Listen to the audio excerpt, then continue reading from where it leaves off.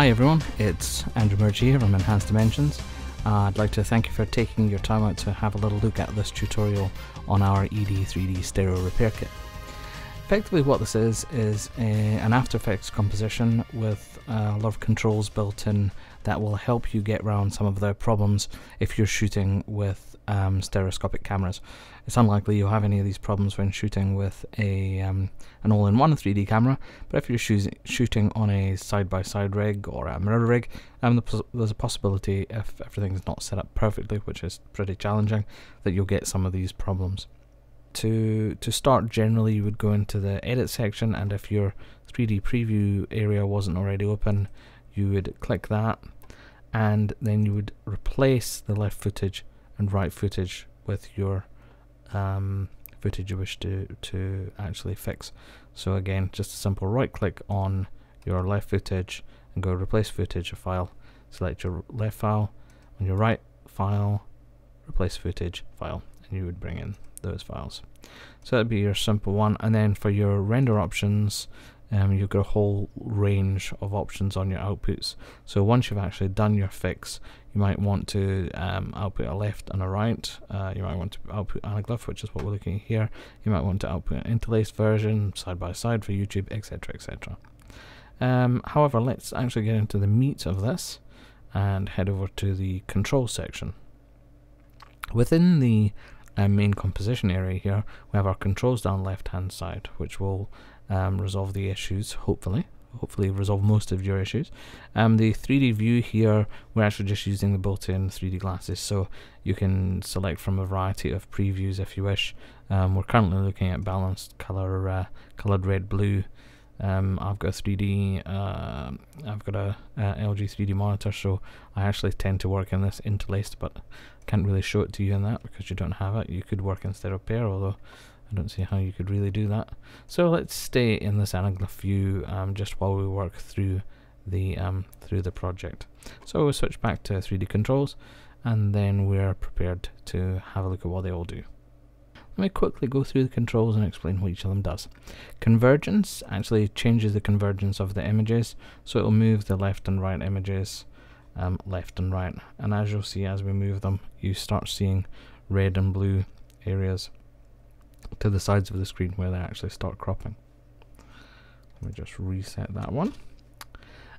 Vertical alignment, one of the most common problems with stereoscopic footage is actually it being the horizontal lines being out because of the vertical alignment. So what you can see is we can use this control to move the images up and down. So hopefully that can fix a lot of those problems. Let's set that back to 0.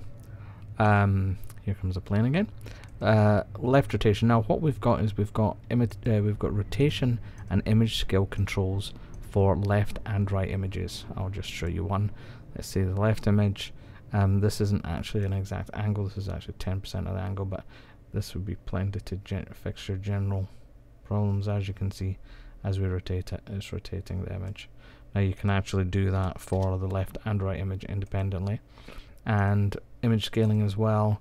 For just a single image, we can actually scale the image up and down, and that gives you control over that. The final thing you might want to do is if you've actually changed something like your convergence, here's an example, and you've got your red and blue edges showing, or you obviously wouldn't generally be working in anaglyph, but here you go. You might want to scale the whole image to crop that kind of mess off the edges. So there you go, just scale that image up. Then you might want to move it, as you see we've scaled it up, so we're quite off center vertically, so we might want to also move that image up to fit slightly closer to the center of the screen. So there you go. Let's go into the next stage of this tutorial. I'll reset everything and we'll go through the steps of fixing the problematic scene that you see in front of you. Now looking at the image, I can see immediately that it looks like the one layer looks like it's bigger than the other. It's also skewed because we can see that's quite close, this is quite far off. You can see that your horizontal plane has kind of lost It's definitely the angle's wrong. So there's quite a few things to do. What we have in this particular image is we have also indicated where the screen plane is, so you can actually set your convergence point for that. So let's go through this first, right? First problem I think we'll try and fix is the rotation, because that's probably the worst one. So I'm going to go to the right image rotation. Now you can either work on the right alone and the left, or you could just work on one of them. I tend to just work on one and see if I can fix it with that. So let's just angle this round a bit. And you can start to see it as we angle it. We're getting a bit closer, so we've got that one almost in alignment and that one pretty good there, so that's actually not too bad. And we can maybe go just a little bit more, see if we can get about, yeah, that's pretty good. That's pretty good. We've got about the same amount out there as we have on this side. So the next thing I'm going to do then is try and fix this vertical alignment issue, because as you can see here, the horizon is pretty far out. So let's try and fix that horizon. I'll go to the vertical alignment control and let's move that horizon. There we go, that looks pretty good. You can also see now that your text is actually starting to line up. So whereas previously your text was kind of, the colors were apart, you can see now it's starting to line up quite nicely. But what we can see as well now, having done that, is that the image is definitely too big, because here your red and blue are misregistered in that direction, and down here they're misregistered in that direction, so it definitely shows it's too big. So it looks like we're going to have to scale one of the images. I'm going to work on the right image, and because we can scale it up or down, we can just adjust it there. Oh, yeah, oh, that's looking pretty good. In fact, if you bear with me for a second, I'm actually going to get my 3D glasses on. Yeah, that's actually pretty good in comparison to where it was. Yeah, that's pretty good. In fact, in general, I would say I was quite happy with that. I'm just going to move it just very slightly. I'm just going to go into the convergence now and adjust the convergence very, very slightly. See if that... it's maybe a little bit small there, because we can see the registration marks aren't quite right. So I'm going to take the image just a little bit up. Excuse the aeroplanes, as you know, if you've watched any of my other tutorials, you'll be used to that. Oh, there we go. Yeah, that's pretty good. Might be able to change the angle just a wee bit more. I tend to do this so I see it go further out and then bring it back in. I used to tune guitars and it's a bit like that. You go a little bit further out and then bring it back. Now, generally speaking, I would be pretty happy with that. You see, we've fixed all the rotation and scaling issues, so now we've got a left and a right image that are actually the same as each other. One thing you'll notice we've introduced though is we've got all this kind of mess around the edges. So what I'm going to do is, down the bottom here I have whole image scaling. So what I'm going to do is I'm going to scale the whole image up so that I can crop off that mess. And we're going to just keep going. There we go. So we've got all the mess around the outside.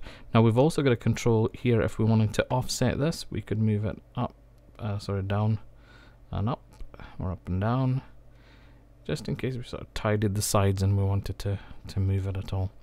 So there we go. Just by, as you can see, just by using a few simple steps, we've actually taken a shot that was pretty much unusable in 3D, and we've actually resolved it. Another thing you can do once you're at this point, which we used this during the shooting of Psycho 3D, you can then reconverge it. So if at this point you want to use this to push everything back into the screen, then it's quite easy to use this to just there we go. We've now put the zero parallax on where it says negative parallax. Or similarly, if you wanted to use this to bring everything out the screen, we could do that as well. So this is actually this tool came in handy when doing the post-production work on Psycho 3D certainly for resolving convergence issues and then scaling to crop any mess around the edges.